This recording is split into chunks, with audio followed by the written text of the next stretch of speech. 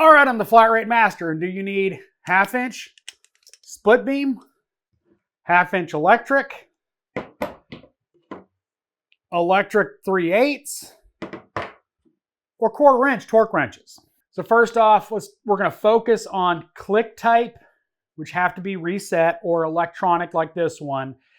Those are primarily what a professional technician needs to use for actual precision torquing, not torquing wheels.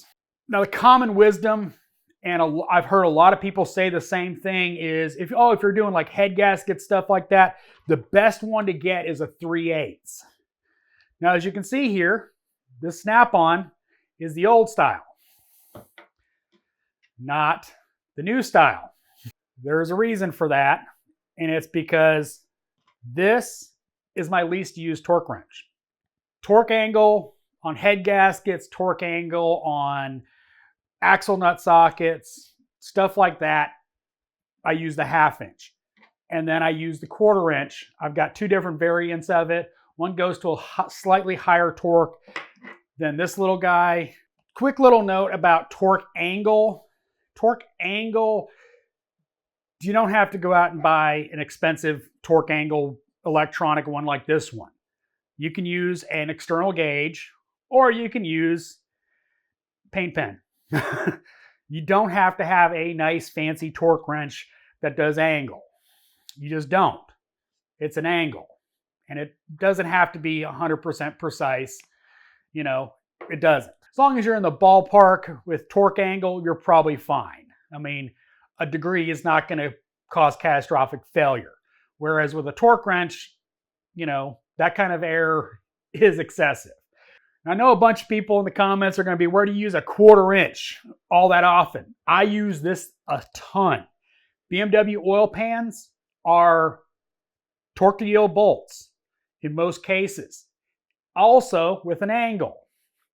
Well, they're not that big of bolts, and this is a lot easier to get in there and torque them over this.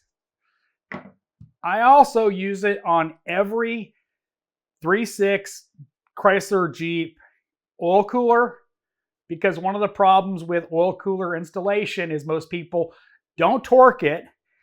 They tweak the plastic and it leaks over time. That's one of the biggest problems with 3.6 oil cooler replacements, is most people just yang them down. Use a torque wrench down correctly.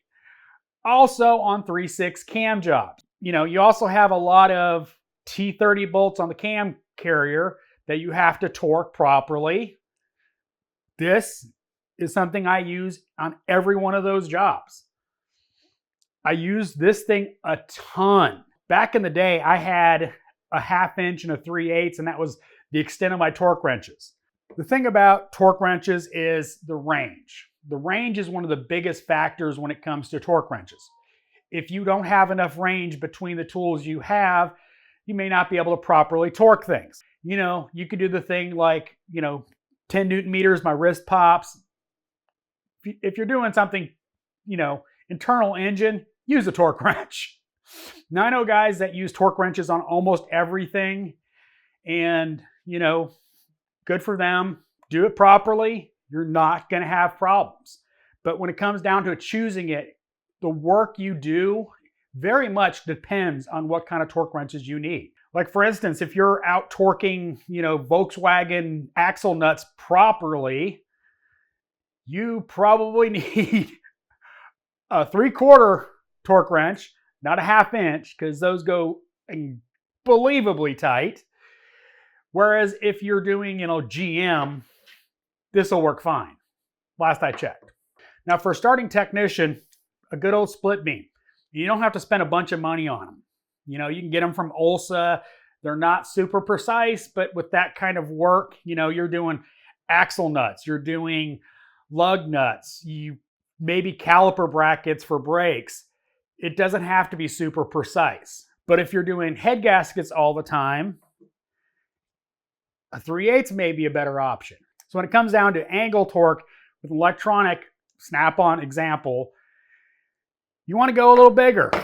Because trust me, I've exceeded the torque rating on this little bad boy on angle on cylinder heads. So 3/8 for sure would have failed.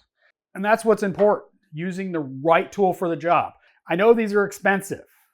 They're precision devices. I know a lot of people go, oh, that snap-on torque wrench is ungodly expensive. Not really.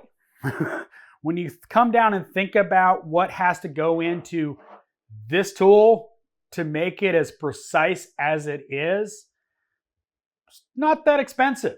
And I'm not being facetious because I paid for them. They're precision devices. When you go out and buy Minimoto, I'm sure I'm butchering that name, gauges for engine building. They're not cheap at all. And they make these look like pennies on the dollar when it comes to that kind of stuff. And yes, there's alternatives out there. I'll try to link some good examples in the description. But when you're looking at precision devices that you're going to be having to warranty, like a cylinder head, you don't want to skimp on the torque wrench. Now, like I said, you can get a good torque wrench that doesn't do angle. Get a paint pen, mark where you started, mark where you finish, rotate it till that mark lines up, and you're good to go.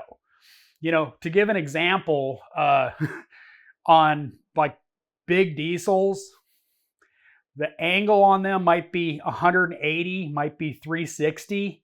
I can tell you those are not done by hand. Those are done with a 3/4 impact. So torque to yield doesn't have to be super precise.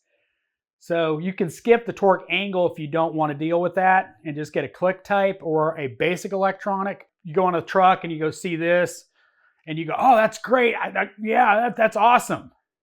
And you're doing brake calipers with it, a little bit overkill. If you're doing head gaskets, that's when you need to step up to this bad boy. Or you're doing other types of precision heavy line type repairs. And if you're doing internal stuff, 3/8 or 1/4 inch. That's when these shine, is when you're dealing with fragile small fasteners that have to go in precisely, like the oil coolers, like the cam bolts. They're not high torque, and you really need precision when it comes to 10 or 12 Newton meters. So that's when you step up and get a 1/4 inch. So I hope this video was helpful. As always, thanks for watching. I am the Flat Rate Master.